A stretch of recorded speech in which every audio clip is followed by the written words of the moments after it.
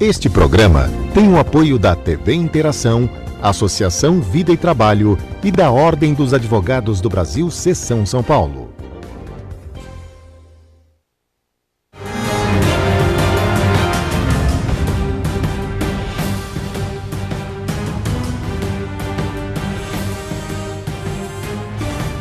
Alô, amigos, bem-vindos ao Gente que Fala. Estamos transmitindo pela TV aberta, canal 9 da NET e canais 8 e 186 da Vivo. Estamos também na Rádio Trianon, AM 740 São Paulo, Rádio Universal, AM 810 Santos. Estamos transmitindo direto do estúdio através da nossa fanpage e Facebook /programa Gente que Fala. Também TV Guarulhos, canal 20 UHF, canal 3 da NET, em Guarulhos, 11h30 da noite. Acesse nosso blog, conheça nossos colunistas e colaboradores, gentequefala.com.br.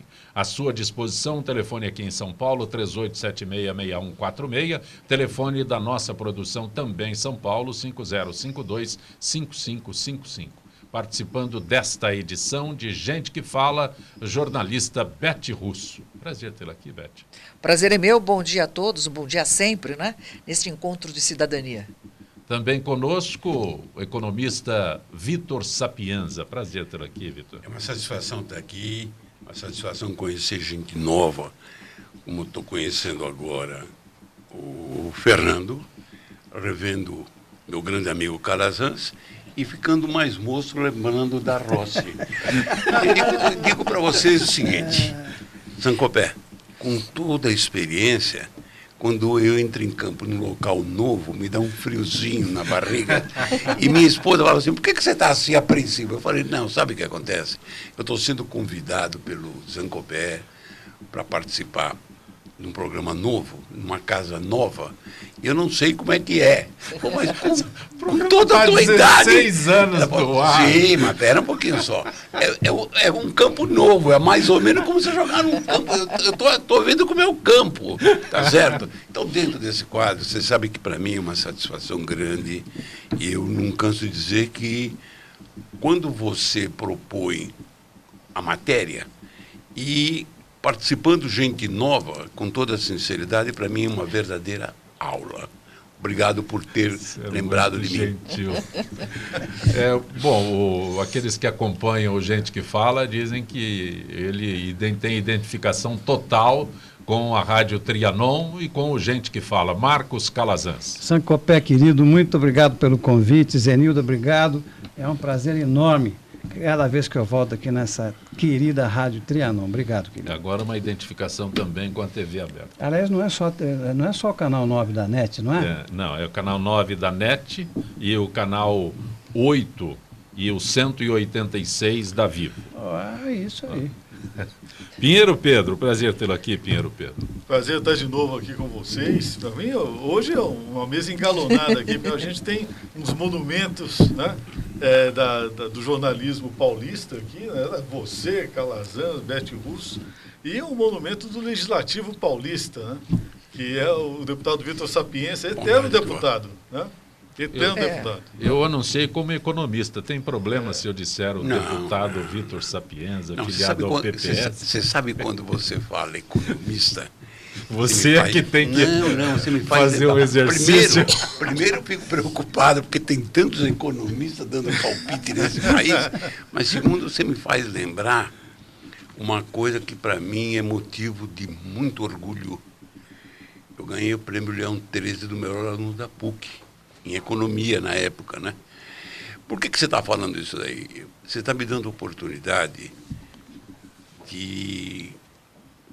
Como esse Calazans falou, Dia das Mães, minha origem é de gente pobre. Porém, meus pais tiveram um orgulho que pouca gente tem. No mesmo ano, meu irmão ganhava o prêmio do melhor aluno da USP de Faculdade de Medicina, prêmio Arnaldo Vieira de Carvalho. Então eu recebi o prêmio no Teatro Municipal. No mesmo ano eu recebi o prêmio na PUC, do melhor aluno da PUC. Então, um casal de velhinhos, duros para burro, para ter uma ideia, só não passei fome. Do resto, agora, quando o Calazans tocou no nome, E eu me lembrei da mãe dele. A mãe dele foi minha mestre na Secretaria da Fazenda. Monumento. Então a gente, nessa hora, lembra um pouco da mãe, e você me deu uma oportunidade, não quis ser cabotino, pelo amor de Deus, de extravasar. Quando você falou economista, é tão raro o pessoal me conceituar como economista, que você me deu a oportunidade de falar disso daí. Fui se falar como fiscal do preciso contar lá em Turiúba. Turiúba, que você foi, multou. Não. Ele multou e pagou a multa. Não, foi um pouquinho pior. Está passando um senhor levando um porquinho. São histórias maravilhosas. Eu fiz uma apreensão do porquinho. O cara estava levando o porquinho, você aprendeu o porquinho. Foi Turiúba mesmo? Foi Turiúba, Macaubal. Turiúba. É. Aí quando eu soube que o cara tocava com ele, tinha uma neta deficiente mental, ele que cuidava dela, não teve dúvida. Eu falei, puta que... Aqueles momentos que você acha que você sozinho salva o Brasil. Acho que a gente tem que fazer uma edição especial, não gente Só, que fala, gente que conta histórias. Que conta história. O Beto, não é maravilhoso? Ele multou ótimo. um cidadão que estava com o porquinho embaixo do braço. Ótimo. Aí, quando ele foi descobrir a situação, ele mesmo pagou a multa que ele emitiu. Principalmente quando a gente consegue humanizar o homem público. Não, Acho que isso é fundamental. São histórias, né, que a gente Maravilhoso. Hein? vai... Turiúba. Se não falar onde é Turiúba, as pessoas têm dificuldade para lembrar onde é. Rossi, eu posso chamar de Rossi? Russo, Bete Russo. Desculpa, Bote Russo. A Russo me fez lembrar algumas coisas. E Maravilha. estou fazendo ginástica na academia. Você caiu da esteira. Não, isso aí, entrou um senhor e disse mais ou menos o seguinte: eu sou o novo subsíndico. Eu falei, tudo bem. Você não acha que esses equipamentos têm que ser trocados? Eu falei, para mim me serve. Ele falou, eu comprei os 2 últimos andares do prédio. Paguei tanto. Não sei se você sabe, eu sou importador de cereais. O Estado está ficando louco. E contando um monte de coisas, né? Aí disse para mim o seguinte, a Secretaria da Fazenda é louca. Você ouvindo? Eu ouvindo. Agora ela idealizou, estão querendo que eu pague um imposto referente a um fornecimento que me fizeram de material. O cara me fornece material há mais de anos. Eu falei, ele foi considerado inidôneo. Como é que o senhor sabe? Eu falei, eu ouvi falar. Mandaram eu falar com um japonês. Eu falei o nome do japonês. Ele falou, mas o senhor conhece? Eu falei, como é que o senhor conhece? O que é que o senhor faz? Eu falei, hoje eu sou aposentado. O que é que o senhor fazia? Eu era chefe do japonês. Na pauta de hoje, militantes, movimentos independentes e políticos do PT se organizam para ir a Curitiba depois de amanhã, quarta-feira, quando o ex-presidente Lula será interrogado pelo juiz federal Sérgio Moro. Lula é réu por corrupção passiva e lavagem de dinheiro no caso do triplex do Guarujá. E terá o primeiro encontro com o Sérgio Moro numa oitiva. Apesar do forte esquema de segurança preparado para o dia, muitos comerciantes pretendem, numa espécie de toque de recolher por temor, se baixar as portas por temor a confrontos nas ruas. Bete Russo, Vitor Sapienza, Pinheiro Pedro, Calazans. Lula se depara com o juiz Sérgio Moro pela primeira vez. Eu já falei demais, eu espero um pouquinho só.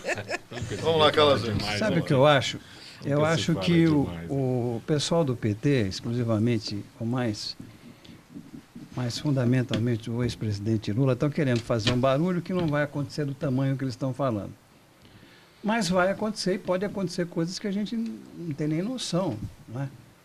Tanto é verdade que o juiz Moro veio com uma fala, não sei se vocês ouviram, pedindo para que as pessoas que o apoiem não compareçam a Curitiba. Deixa lá que é o programa de justiça. Em tudo quanto é canto, você está ouvindo a fala dele, o que mostra o bom senso desse camarada, né?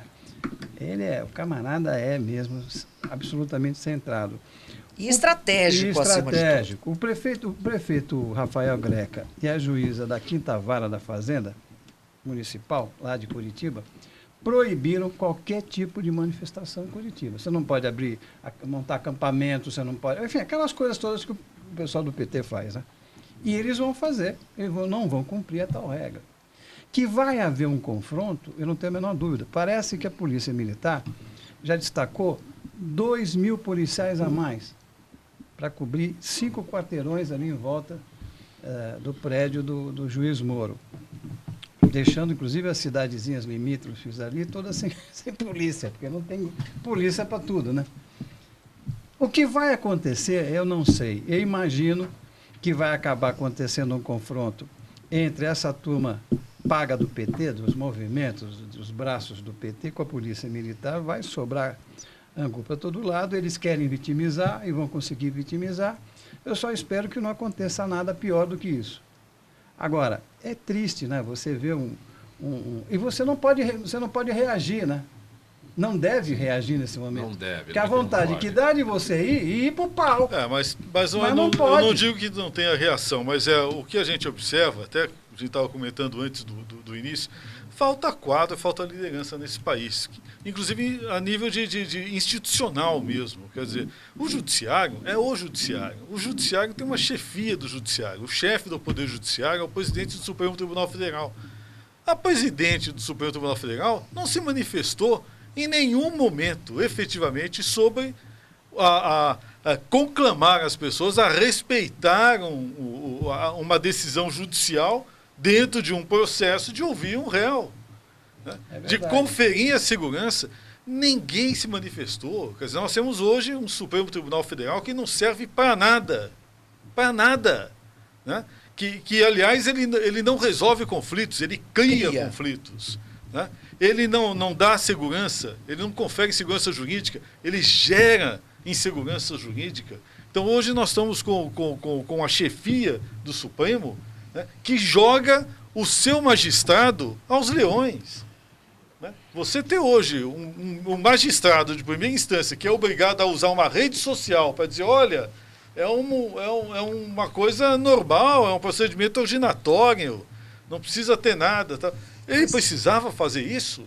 Mas, Pinheiro, Pedro, eu acho o seguinte, realmente tem uma vacância, né? Não é vacância, mas um espírito de vacância de poder. Isso a gente não pode negar. Uma omissão, né? Omissão. Uma omissão. Esse espírito permeia nossas instituições. Contudo, lei é lei. A lei foi feita para ser cumprida. Ninguém pode alegar que não conhece a lei. Mas durante esse período todo do PT, o que se plantou foi um espírito também de desobediência civil. Mas eles não têm compromisso com a democracia. Se tem lei, bobagem. O que interessa é o que nós pensamos e o que nós queremos.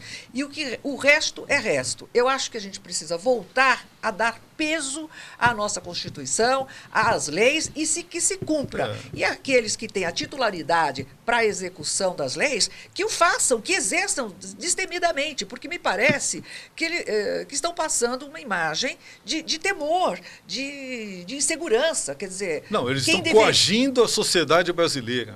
Não precisava ninguém. Foi muito oportuna a presença do Moro nas redes sociais, a imprensa está reverberando, né, essa posição dele, mas não é função dele, em absoluto. Aliás, nem deveria fazer isso. Ele o fez porque ele sente que existe esse espírito de desobediência civil ameaçando a sociedade como toda. A sociedade inteira está sofrendo por esse grupo da esquerda. É legítimo se manifestar? É legítimo se manifestar. Agora, não há manifestação. A destruição, a vandalismo, a violência e a incitação à violência, que é crime também. E ninguém faz nada. Nem na esfera estadual, municipal, federal, nada. Essa omissão, esse espírito de omissão é que deve ser revertido. Mas isso deve ser revertido. Existe um vício de origem. Como é que o pessoal chega a ministro? Chega indicado. Pois é. Não é um concurso. QI, né? Aí que está. Então, dentro desse quadro, os ministros têm compromissos com quem os indicou. Você começa no Tribunal de Contas dos diversos estados. Quem que são os membros? Alguém que foi indicado pelo governo. chega no Supremo. Quem são os membros? Alguém que foi indicado pelo governo. Então, dentro desse quadro, a gente que... Eu, por exemplo, falando de exemplo, eu fui funcionário por concurso. Eu fui deputado por eleição. Esse pessoal é por indicação. E fica com o rabo preso. Aí tá. Então, dentro desse contexto, eu queria depois de concordar com toda a tua exposição e da doutora Russo também, eu quero dizer uma coisa para vocês, o seguinte. Eu conheço o Lula. Eu reputo ele um cara muito inteligente. Inculto, porém inteligente. Hábil. Politicamente hábil. E o pessoal, eu entendo que você vê, ele jogou uma armadilha para o Moro e jogou 87, indicação de 87 testemunhas. O Moro querendo dar o troco foi de uma ingenuidade, porque a gente também tem que... Não é porque o cara... O grande problema é que muitas vezes Deus é tão bacana que ele faz o cara ser inteligente e ingênuo. Faz o cara ser inteligente. Mas você achou que ele foi ingênuo? Não, pera um pouquinho. Só o Lula. Sim. Não, o Lula não foi ingênuo. Quem foi, também não dá pra ser astuto quem foi 24 horas ingênuo, por quando dia, ele quis que ele comparecesse juntamente e perdeu. Ele intimou. Não podia ter. Eu sei, mas fica quieto. Não, eu achei que ele fez muito bem. Não tem. Carazão, em jogo político. Você vê que mas o Moro não é político. E quando chegou, ele levou uma chamalhada do Tribunal de Justiça. Tudo bem, mas ele respondeu e depois o Tribunal suspendeu. Isso aí não é... Pera um pouquinho só. Isso aí não é jogo de futebol. Ele entrou na discussão. Aí você tem um jogo... Eu vou dizer uma coisa para você. Se há alguém que procura ser neutro ao fazer uma análise, por exemplo, eu entendo... Eu convivi com o Zé Dirceu, ele foi deputado junto comigo. Não sou amigo dele. Mas o cara pode ficar preso quase 400 dias sem julgamento. Espera um pouquinho só. Eu sou favorável que ele ficasse lá dentro, mas com base naquilo que você disse bem. Lei é lei. Você não pode prender um cara. Ele é culpado de um monte de coisa. Por que um sai e outros não saem? Aí aquela jogada que... Mas aí é que tá. Quem indicou, quem discou. Agora, hoje se faz uma acusação dizendo o seguinte, que a esposa do Gilmar trabalha no escritório, sempre dentro dos jornais. Sim. Né? Que defende o Eike Batista. Então, dentro desse quadro aí, é aquilo que nós estamos falando. Ou seja, você está colocando o lobo para tomar conta de cordeiro. Não dá. Mas o absurdo é isso, impedimento, né? Quer dizer, qualquer magistrado de um tribunal, numa situação dessa, ele se dá por impedido, ele sai do julgamento, se dá por impedido, no mínimo. Quer dizer, nós temos Pinheiro, nós tivemos dos 3 votos, 2 tinham que ter se dado por impedido, no caso do Zé Dirceu. O outro foi subordinado do ministro. Mas o que o Vitor coloca, não existe neles a política. Agora sobra política nesses que estão no Supremo e que não prestaram concurso, foram indicados, chegaram lá politicamente, não chegaram por concurso. Mas aí, então nesse sobra mas o problema não é só a indicação, é honrar a indicação, não honra. O honrar a indicação não é vergar a espinha, honrar a indicação é fazer alguma coisa decente. Criaram um problema no Supremo grave, né? Hoje a gente percebe uma guerra entre eles lá. É uma turma para lá, outra turma para cá. Que é uma coisa assim. E aqueles que indicaram pequeno. Os anteriores já foram embora. Então aqueles não têm mais compromisso. Os novos é que têm compromisso. Nós temos um partido hoje comprometido com o embate, com o conflito, e que tem um projeto de poder que eles se prepararam aí, pelo visto, um projeto de poder bilhardário, né? São bilhões que estão sendo hoje caçados aí. A gente vai até a China para encontrar lá os mais de 5 bi que ninguém sabe de quem é, né? Fora que, pelo Cuba, visto, estava né? lá preparado para um projeto de assunção de poder. Né? E agora, já que não vai pela democracia, eles vão tentar de outra forma. Eles vão querer criar um caos. Né? Aliás, quem está vendo na Venezuela vê, né? Está vendo o efeito Orloff, não é isso? Na minha percepção, todo esse movimento do Lula e da esquerda, no sentido de falar que a possível prisão do Lula viria a ser uma questão política, meramente política, tudo é mentira, etc. Não é uma questão jurídica, é política.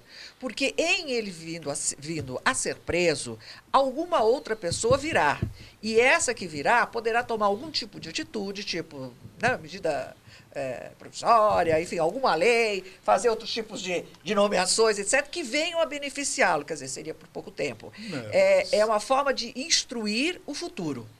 Pois é, mas se fosse um magistrado hoje, se a gente tivesse uma justiça correta, desde o início em que começou essa onda de mobilização para acompanhar o Lula num depoimento, era para emitir ordem de prisão para o presidente do partido, né? Era para meter um processo em cima do Lula, ou até mesmo pedir a prisão dele, né, por incitamento, a desobediência, pegar todos os líderes no meio do caminho, porque vem ônibus, né, esse pessoal vem em caravana, né, para tudo no meio do caminho, para tudo no meio do caminho, detém e manda de volta. Teve gente de sindicato aí propondo você ir com arma. Pois é. Para dar tiro, matar negro. Não tem que chegar, não tem que chegar no município. Cerca. Né? Ou seja, uma coisa que tinha que ter Força Nacional e Exército. Ah, mas qual o motivo? Não, nós estamos garantindo a execução. Porque o cenário exige. Né? Por ordem pública, execução de um processo. Vocês sabem que a vivência faz com que a gente muitas vezes muda um pouquinho de opinião. Teve um grande mestre para mim chamado Leonel Coelho. Era um professor do antigo Departamento de Educação do Estado. Ele dizia o seguinte, que é uma pena que o filósofo não seja príncipe e o príncipe não seja filósofo. Por quê? Muitas vezes você tem a força, mas você não tem o conhecimento. Então, dentro desse quadro, eu não comungo com a tua opinião pelo seguinte. A maioria desses caras que estão mandando volta sempre no famigerado QI.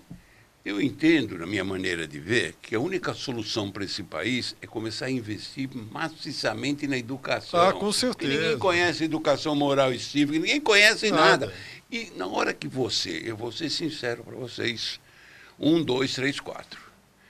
Eu era o 6º suplente, com 50 mil votos, com 60 mil votos. 60 mil votos, no Brasil, 60 mil votos é um Maracanã cheio, muito bem.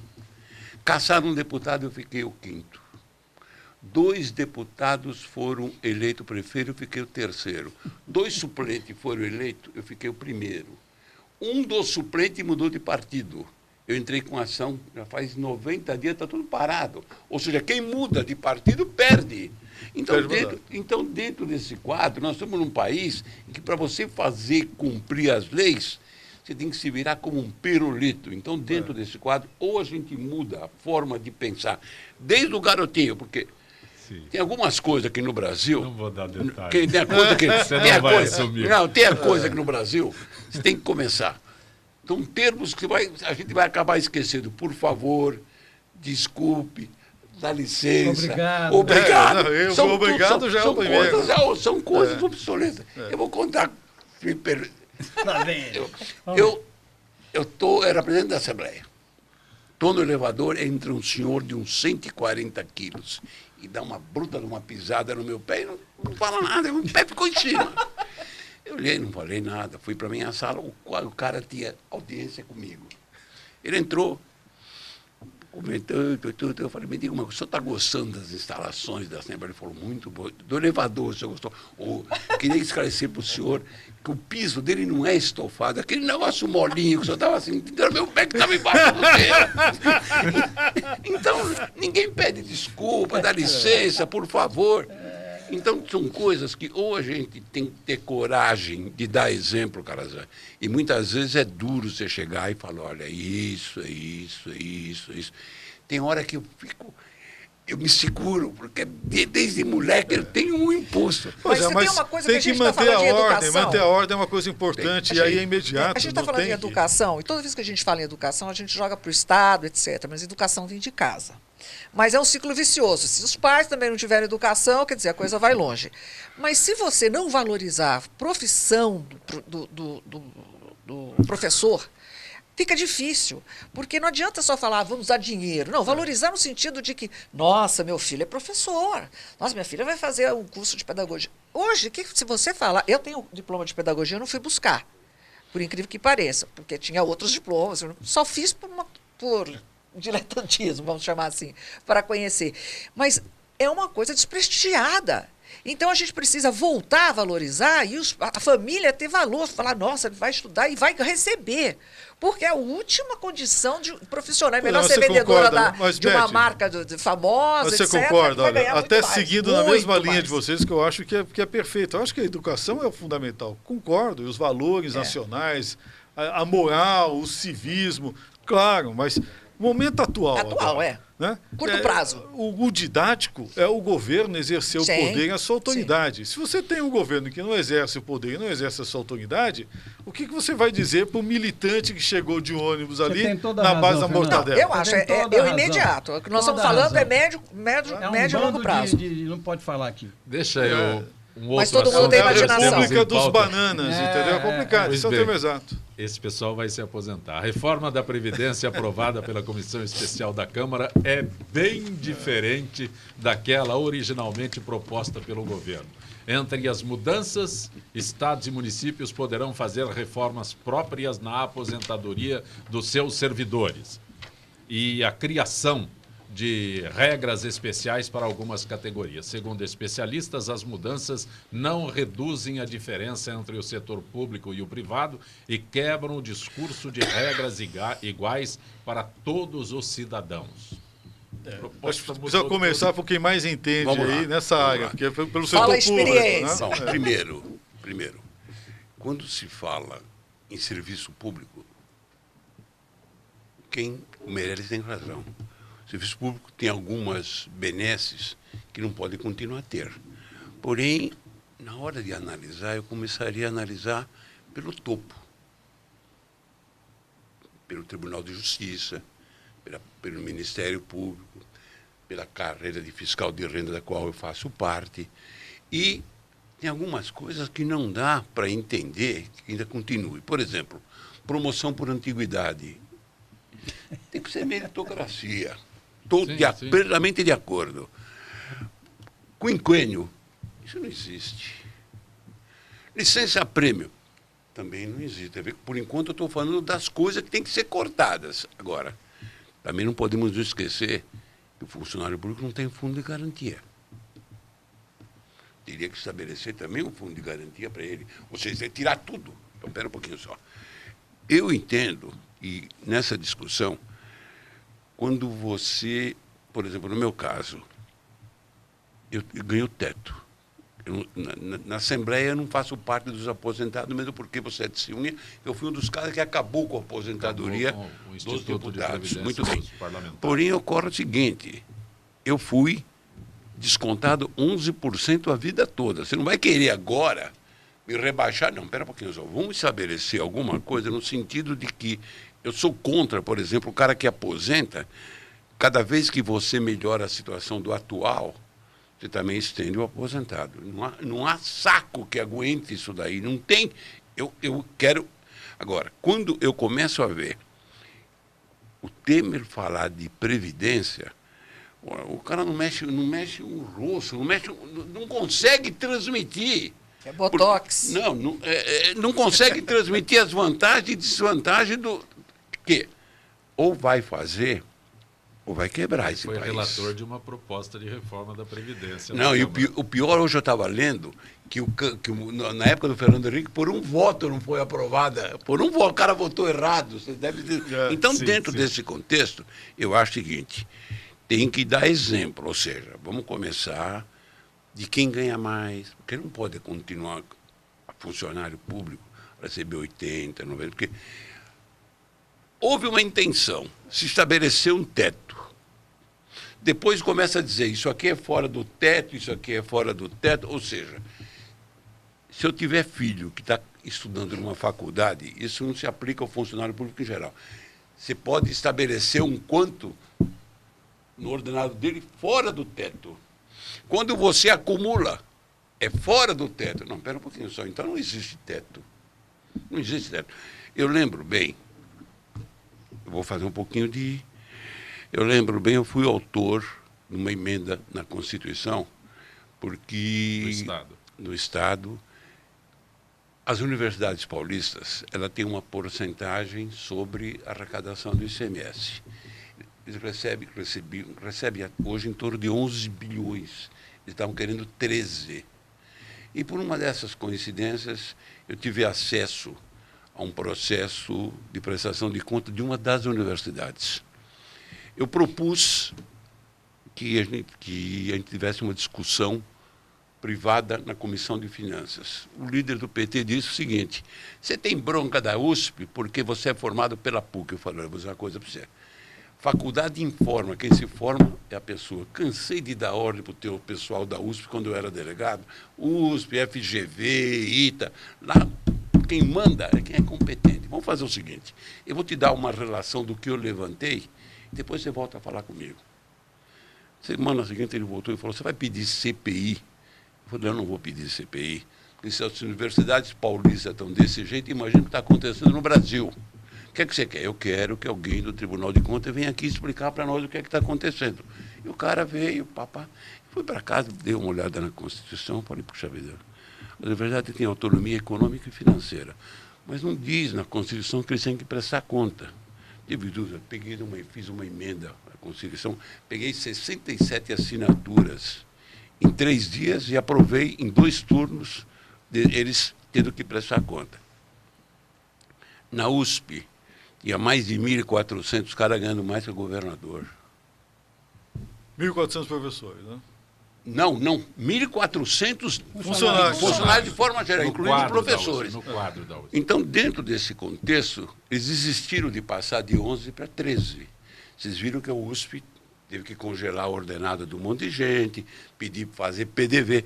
Então, dentro desse quadro, também, na hora, falta fiscalização. Porque dentro desse contexto, o Tribunal de Contas estava fazendo o quê? Quer dizer, que se de repente, numa coincidência, aquilo não cai na minha mão, eu não tenho a coragem, por isso que muita gente não gosta de mim, né? Muita apenas cai na mão, não teria mas coragem. Essas autonomias é um outro grande problema. Quer dizer, hoje ficou tudo autônomo, né? É o caso do Ministério Público. Afinal, o Ministério Público não é poder, né? Também não tem regime autárquico. Não é autarquia, né? Eles têm um grande problema, né? E aí? É uma indefinição. Pois é uma indefinição, mas que, quer dizer, está no regime da administração direta. Essa que é a grande verdade. Né? Foi um regime especial, que de especial não tem nada, mas tem tudo. Sim. Né? E ainda por cima tem uma comparação com outro poder, quando na verdade ele não é do outro poder. Né? Mas as pessoas não sabem. Então tem uma equivalência que não podia existir nunca. Ou seja, a Constituição Federal ela não é obedecida nem por quem a executa e muito menos por quem a fiscaliza. Quem é que tem a obrigação de fiscalizar ou executar? O Judiciário, né, que tem que aplicar, e o Ministério Público que fiscaliza. Nenhum dos dois cumpre. E o que dirá o resto? Mas você sabe que o culpado, nós temos culpa também nisso aí, porque a gente quando vota, a gente vota porque alguém pediu para votar no cara ou foi atrás de conversa. Mas tem os lobbies, né? Que são muito fortes. Né? Eu lembro bem, você foi feliz, Beto, você está me colocando em fria, porque eu estou desvirtuando tudo. Na última eleição, pediram que se eu conseguia participar num debate com uma candidata de 22 anos a deputada. Ela entrou de cara, isso é outro para a gente comentar depois, falou, o senhor que é o autor do Dia do Ovo? Eu já comentei com você o Dia do Ovo. Eu falei, expliquei o porquê do Dia do Ovo da cidade de Bastos, que estava indo à falência, que tiveram que sacrificar 5 milhões de frangos, de galinha poedeira, que não sai para outra coisa. Não, eu gostaria de debater com o senhor. Eu falei, me diga uma coisa. Não, mas me diga uma coisa. Me diga uma coisa. Já começou com omelete, né? Você já leu a Constituição Paulista? Ela falou, para quê? Eu falei, você vai desculpar para mim.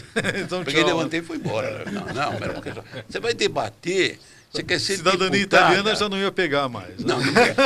Você quer ser não, mas você quer título de cidadão. Mas ela queria ser deputada. Eu perguntei se ela tinha lido. Não, nunca li. Então, não dá para debater com você. Previdência tem problema? Não, a Previdência é isso tudo que ele acabou de dizer. O problema gravíssimo mesmo está no funcionalismo público. Isso todo mundo sabe, não tem problema nenhum. O fato do governo jogar para os municípios e para os estados é que a grande maioria, ou uma boa parte, já tem sua Previdência. Então o governo fez um ato, tira essa bucha daqui, joga, eles resolvam lá e não vão... fez nada. Terceirizando o Estado, né? Já está resolvido. Na verdade, o Brasil está terceirizando o Estado. Tudo. Aliás, o Estado custa para o cidadão. Lá hoje, diz que essa parte aqui não é com a gente, é com o Estado. O Estado já tem a sua legislação própria. Não precisa vários o governo tem mesmo. São Paulo tem. Paulo tem. Não precisa do Estado.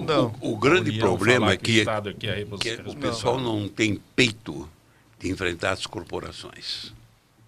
tem medo. Medo. Tem Total.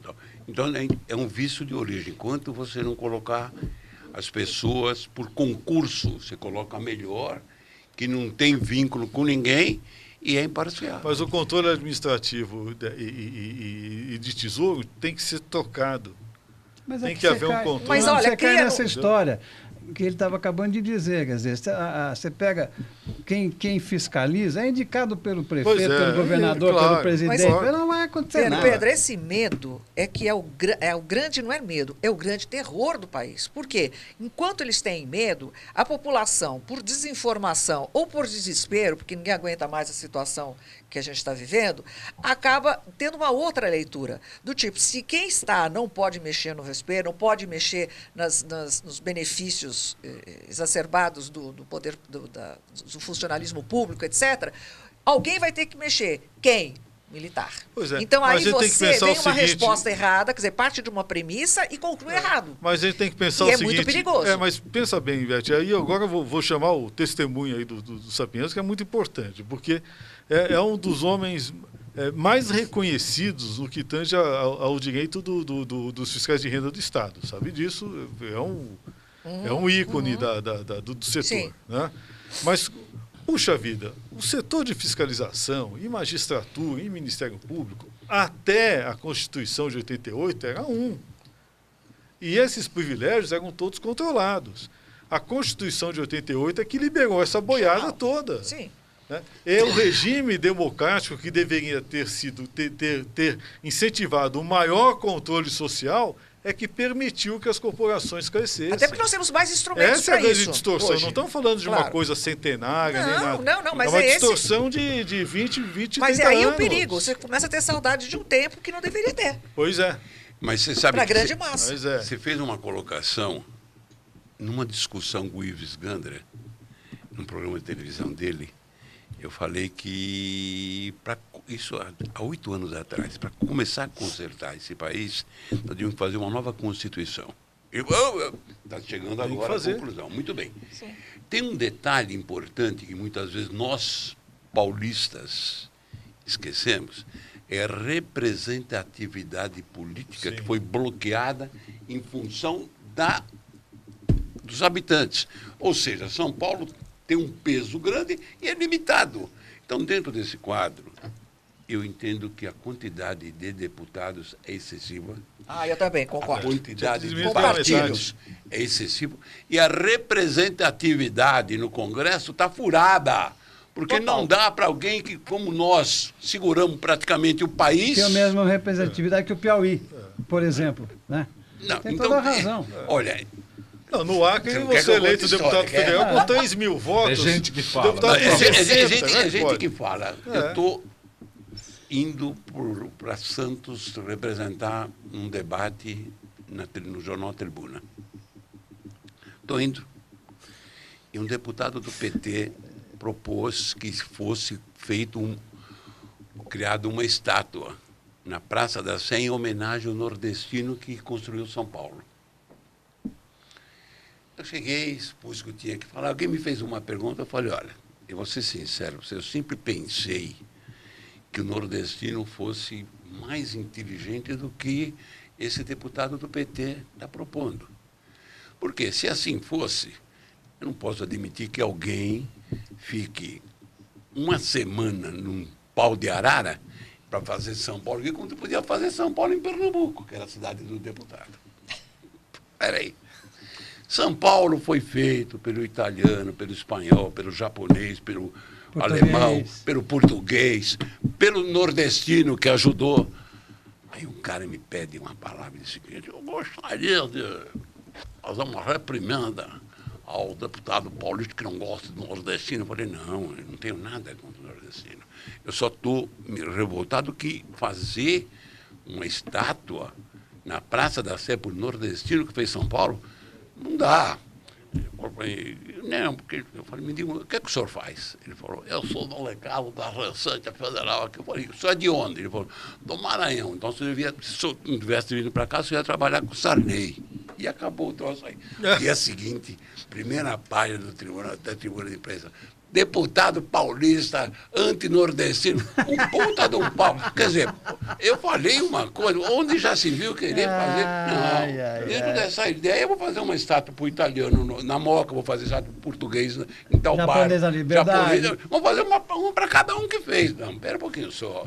Eu digo, cara, eu tenho dois defeitos. Primeiro, eu sou palmeirense fanático. Segundo, eu sou paulista. Então, eu sou paulista acima de... Eu sou, talvez, isso é uma ofensa para mim mesmo. Eu sou mais paulista que brasileiro. Mas eu acho que esse é um perfil do paulistano, principalmente, né? Do paulistano. A gente é, acima de tudo, paulistano. Ou seja, essa Constituição não nos serve mais. A gente vai precisar mudar tudo, né? Inclusive a federação. Mas, Pinheiro Pedro, quando se fala numa nova Constituição, eu fico imaginando quem vai aprovar essa nova Constituição. Os que lá estão. Pois é. Não, mas não, aí é eleita uma constituinte. E você nós estamos no limite de um rompimento institucional. Não tem como. E você acredita que aqueles que lá estão vão criar a possibilidade social tá de uma Constituição que não seja com eles. O doente não se autopega, não tem como. É que normalmente é assim, né? Deveria Nós ser estamos no aquela- limiar de uma mudança institucional, de um rompimento institucional. Não tem como, eu não consigo enxergar uma saída se não for quebrando com o que aqui está. Paradigmas. Agora, Gente, a forma como esse roteiro vai se dar, né? Ou a gente faz um romance, né? Ou de repente pode ser um thriller Nós de já ação. melhoramos muito. Nós já melhoramos muito. Nós estamos entrando num túnel de coisa ruim, de negro, que não é verdadeiro. Olha para trás. Quando que a gente já ia imaginar ver essa turma presa? Isso nem passava na cabeça de ninguém. A gente está melhorando. Nós só precisamos ter um pouco mais de paciência, coisa que. Mas a gente não Itália tá também tendo. passou por isso. Prendeu e. Sei. Mas nós voltou estamos no pra trás. Brasil e temos que acreditar. Mas então- romper não significa quebrar a ordem democrática. Não, ao contrário. É isso que é o negócio. Romper não significa... A gente tem medo de fazer algumas coisas que são mínimas. Por exemplo, nós estamos hoje aí no estado do Rio de Janeiro. A gente tem todos os instrumentos da Constituição para estabelecer uma intervenção federal do Estado que é necessária. Está na cara que aquele Estado precisa de uma intervenção Mas federal. esse E a gente governo que está aí faz não vai porque fazer aí- mesmo, Fernando. Pois é. Esse É a governo não República vai dos fazer. Bananas. Esse Ele é o não vai grande fazer. problema. Ele sabe que Olha, tá é pouco que eu tempo. resumo Ele não tudo vai isso. fazer. Quem deve definir tudo que nós discutimos aqui são os parlamentares que lá estão. Pois é. Então, é isso É, que eu mas- fico imaginando Zancopé, vai acontecer. Mas é que tem ou o não poder, vai. poder do Esse daí não. o poder do Com quem tá aí, narcotráfico é muito forte. Não é quem está aí não está. E Quem as- está lá não vai permitir. Não vai. Domina, né, o poder do o que narcotráfico. disse E o agora. que eles querem é liberar as drogas para que não tenha mais problema. Quer dizer, eu não Mas- consigo entender isso. Bete, a gente mete o pau excessivamente no Cabral. Eu Qual dos dois? O Bernardo... Não, calma. Eu estava pensando... Pedro- Não, eu ia chegar. E no Pedro. Cabal do Rio... Não, os dois Cabrais. Os dois. Onde estava o Tribunal de Contas? Agora, Onde estava o Agora tribunal? ele Eles tá já, preso. a gente já sabe onde eles estão. Não, pera. Pelo amor de Deus, quer ter que ser fuzilado em praça pública. Não só, ele quis dizer não só. Eu quero dizer o seguinte. Tá certo. Os descasos que aconteceram no Rio de Janeiro, será que ninguém estava Omissão de percebendo? Mas tudo nomeado por ele, todo mundo mamando na mesma Então, dentro desse O quadro... Sérgio Cabral, na verdade, o que é um problema de origem, né? O pai dele deveria ter dado uma surra nesse menino desde novo, né? Ainda Porque bem ainda que por cima tá com levava o nome Alzheimer. do pai. Olha, Tá com Ele Alzheimer, destruiu o parece, nome do mas- Sérgio Cabral. Destruiu. Mas, Não, Pinheiro, então dentro- Pinheiro, olha, parece, a gente fala assim, ainda bem que ele está com Alzheimer. Ele não está sabendo de nada. Nossa, do que você está já acontecendo. pensou, quer dizer, realmente, destruiu um patrimônio cultural do Rio de Janeiro, um homem que ligado Uma ao referência samba, nacional, né? destruiu tudo. Era uma Como é que referência. pode jogar na lama o nome da Não, família? mas a minha grande dúvida é a seguinte, será que ninguém estava vendo? Claro que Pois estava é. todo E mundo também vendo. todo mundo vendo e Todo ninguém mundo fazia na nada. Todo mundo na mesma Todo mundo gangue. mancomunado. Todo... Não, Tem. pera aí. Olha, tem algumas perguntas aqui para a gente colocar na mesa, aqueles que participam desta edição de Gente que Fala. Começando com o Jaime do Jardim Bom Filhote.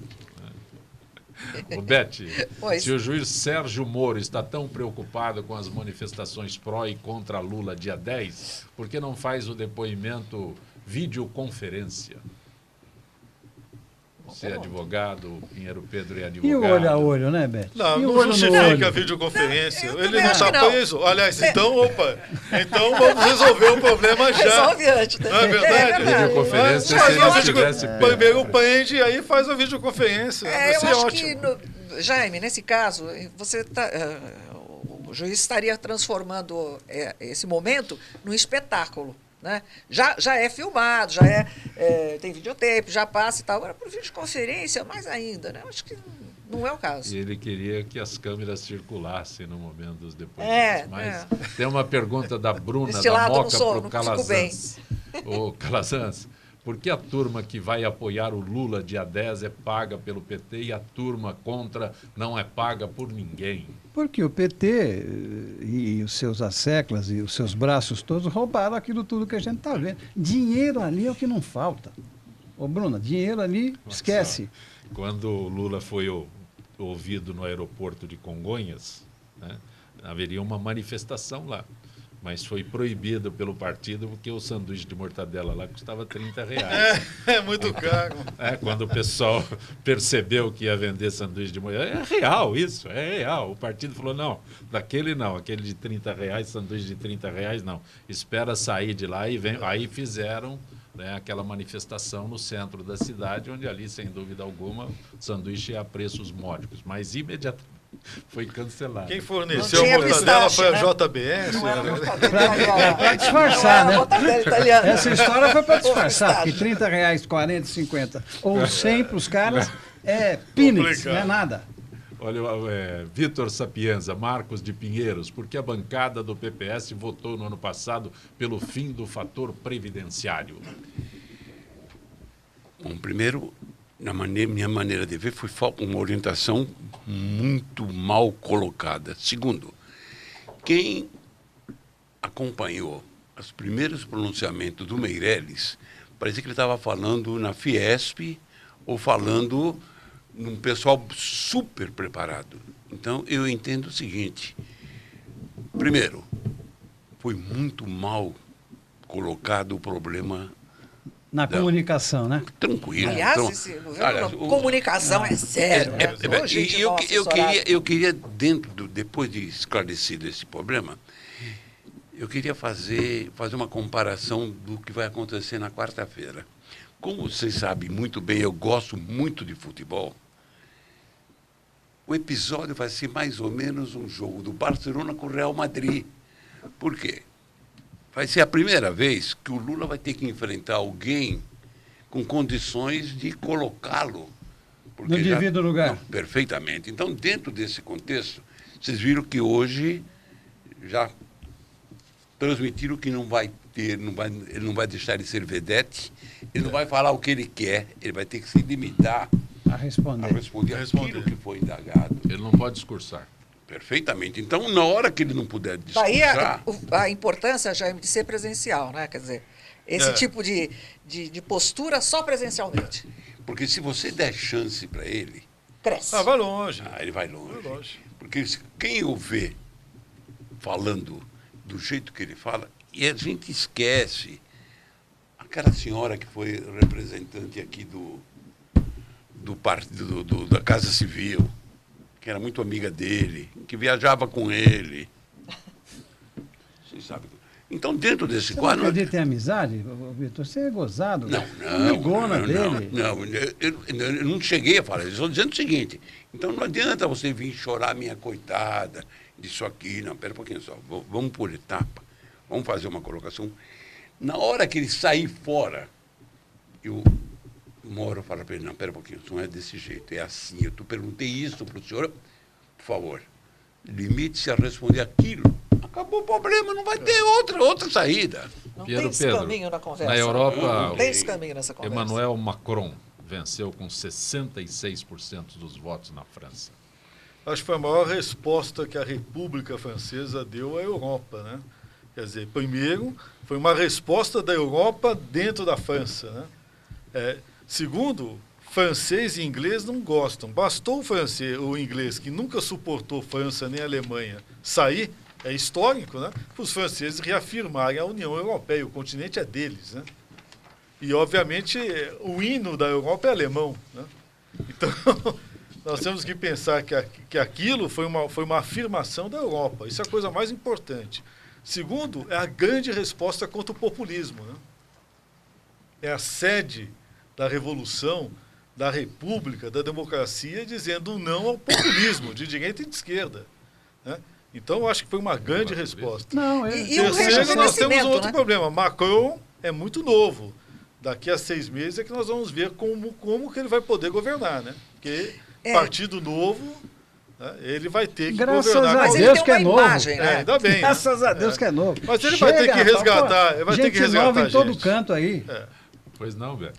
Não, é um resgate assim, da valorização da França, principalmente com a questão da juventude, esse frescor, não é porque ele é jovem simplesmente na idade, mas ele tem toda uma, na sua própria vida, né, na sua vida pessoal, no seu comportamento, no seu discurso, detalhes de contemporaneidade que os demais não apresentaram. Exatamente. E isso renova a França, que é tão tradicionalista, e contamina o seu entorno.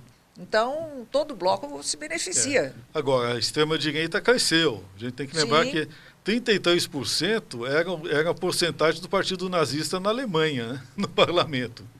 Né? A hora que ele vai ter que... A extrema-direita cresceu. Então, o Macron precisa tomar muito cuidado com a coligação dele, porque qualquer falha, a direita, ela está no ponto exato que ela queria estar. Se a gente observar historicamente, ela está no ponto exato para decidir em qualquer crise de ministério. Ou seja, ele é eleito presidente, mas o primeiro-ministro, de repente, pode acabar vindo para a direita. Os especialistas estão apostando na composição, quer dizer, que ele vai saber articular muito bem as lateralidades. Vamos aguardar. Calazans, o Calazans fez uma colocação na qual ele disse o seguinte, que nós estamos saindo das crises, talvez até um pouco morosa, mas estamos saindo. Vocês já imaginaram essa confusão na Europa? É muito maior do que a nossa. Você foi muito feliz nessa tua colocação de direita, mas você pega, hoje, na minha maneira de ver, você tem 3 líderes mundiais. O Papa. O Putin e a Angela Merkel. O resto é resto, ou seja... Não, você esqueceu o Trump aí. Não. Gente, mas tem uma questão. O homem que não sabia, a história do Lincoln, ele não sabia. Um presidente da República Americana que não sabia por que havia se dado a Guerra Civil Americana e não sabia que o Lincoln era republicano, vai falar o quê? Agora, só para resgatar essa questão europeia séria, é a questão dos refugiados. E nós também temos um problema com a lei aqui com relação... isso é importante. O presidente Temer tem até quinta-feira para sancionar ou vetar a nova lei da migração. Vem todos para cá. A ideia é transformar o Brasil no receptáculo de todos esses muçulmanos sírios, e vem o pessoal, e junto vem essa turma que está sendo esmagada lá também, E que não é é só o questão Estado de Islâmico. vir. Não é? E olha, que eles estão concedendo direitos. Os empreendimentos imobiliários aqui, pagos pelos sunitas, já estão em território brasileiro. Eles já compraram as terras. Só para o ouvinte que fazer os talvez assentamentos. não esteja informado sobre o assunto, essa lei já foi aprovada pelo Senado, está aprovada, e dá ao imigrante todos os direitos que eu tenho, que ela tem, que Todos. você tem. Sim. Pois Todos. Todos. Até Previdência. Vira tudo, cidadão. Tudo. Vira cidadão brasileiro. Casa Por onde não tem pão, todos Por um gritam e lado é ninguém muito tem razão. bom, Né? porque o Brasil é isso mesmo. Agora, o quadro mundial é preocupante e tem que se tomar alguns cuidados mesmo. Dentro da linha, o pessoal não está percebendo a invasão de dólares da China no Brasil. Pois é. Estão investindo maciçamente. Estão comprando tudo aí. Então, dentro desse quadro, aquilo que eu estava dizendo, falta liderança, falta alguém que chega. Alguém que põe o pé em cima da bola e fala, vamos começar o jogo agora. Aquele pessoal que está lá não tem condições. Não, eles não vão tem a mexer em mínima. nada. E esse é o grande risco, hein? A perda da soberania é uma coisa grave. Nós vivemos hoje um conceito, que é um conceito que a gente criou há muitos anos atrás e que é usado hoje, que é a soberania afirmativa. Sim. Pelos tratados internacionais hoje, se você não afirma o seu controle territorial, você perde. E começa a perder pelo espaço aéreo. Os drones começam a passar por cima de você e você está sob intervenção. Sobre drones. Não tem uma legislação sobre drones. Parece que saiu internacional. agora. Nós temos. Saiu agora, nós temos alguns dias atrás. É uma Pois é, mas tentativa veja, de... o Brasil alguma coisa, hoje é um país cercado por bases das forças especiais norte-americanas. Eles estão no Suriname, eles estão no Peru, estão no Chile, no Paraguai, e na Colômbia. Eles estão lá, os marines. Né? Só no Paraguai são quase 800 marines, estão lá. Né? Estão lá. Né? E nós não temos uma afirmação de nossa soberania. Se a gente transferir para cá, que é o que pode acontecer, esse Estado Islâmico a instituir leis da Sharia nos assentamentos de refugiados, que é o que vai acontecer, com essa cambada de politicamente corretos que nós temos e esse governo banana, nós vamos estar trazendo para cá um conflito que vai permitir a internacionalização do espaço brasileiro. Não temos nada a ver com isso. Nós não temos nada a ver com isso daí. Nós estamos trazendo o problema para cá. Estamos importando. E aí nós temos PT e PSDB, que são sempre os dois lados da mesma moeda. E legitimando, né? Sempre foram, o que é o sempre grande serão. problema. Nós estamos legitimando. Nós estamos chegando ao final desta edição de Gente que Fala, agradecendo ao meu querido Vitor Sapienza, economista Vitor Sapienza, a Beth Russa, jornalista Beth Russa, ao meu querido Pinheiro Pedro, advogado, sempre presente conosco, e a revista, como chama? A revista ambiental? Ambiente Legal, Portal Ambiente Legal. Portal Ambiente Legal. Né? Vão lá, tá sendo bem vista, viu? E, aliás, tem um texto lá sobre essa questão aí. Você impunha a bandeira do ambientalismo bem antes de muita gente. Né? Poxa. Com sensatez, que é muito importante. Obrigado. Marcos Calazan, você sabe que é muito bom reencontrá-lo. Obrigado, aqui, viu, né? Zanca? Obrigado, é um Muito prazer. bom. Nós estamos chegando ao final desta edição de Gente que Fala, sempre com a direção-geral do jornalista Fausto Camunha. Retornaremos amanhã, meio-dia. Gratos, até lá.